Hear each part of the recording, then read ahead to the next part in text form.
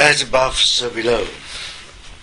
As those that dare to have listened to all the Desteni interviews, as we were pulling apart the multidimensional layers of the veil to assist,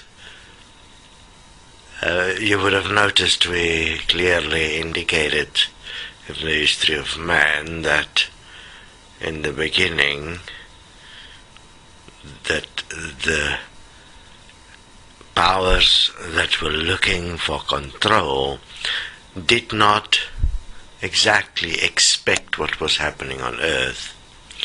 So they had to deceive in a way everyone to participate on Earth with the idea of it where all cooperate, one can create something magically magnificent.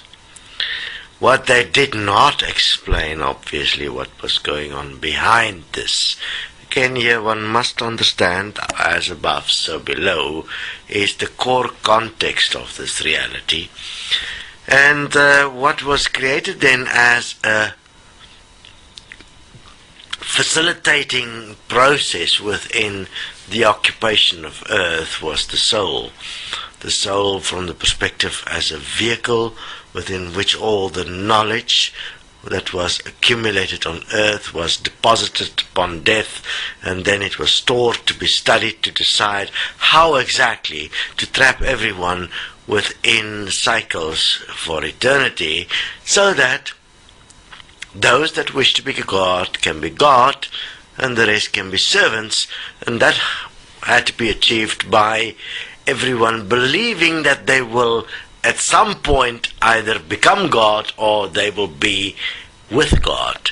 So you had to take their reality and change it into a make-believe reality so they never notice the difference. So to build your idea about human endeavor on history and stories of history from the perspective of some greatness that existed is a fallacy.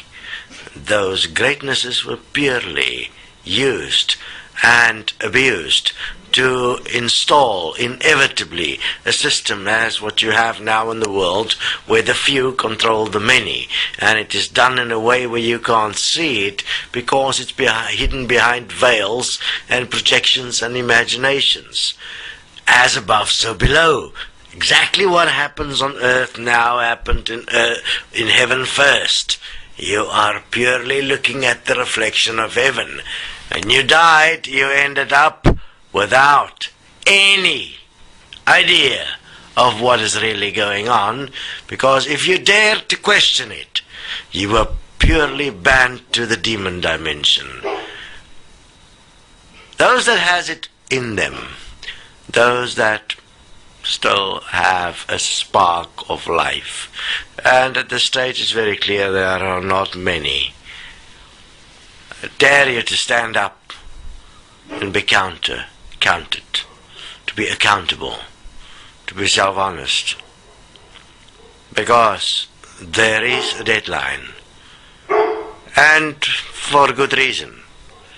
Because if you can't stand here, you can stand nowhere. Life will be the key.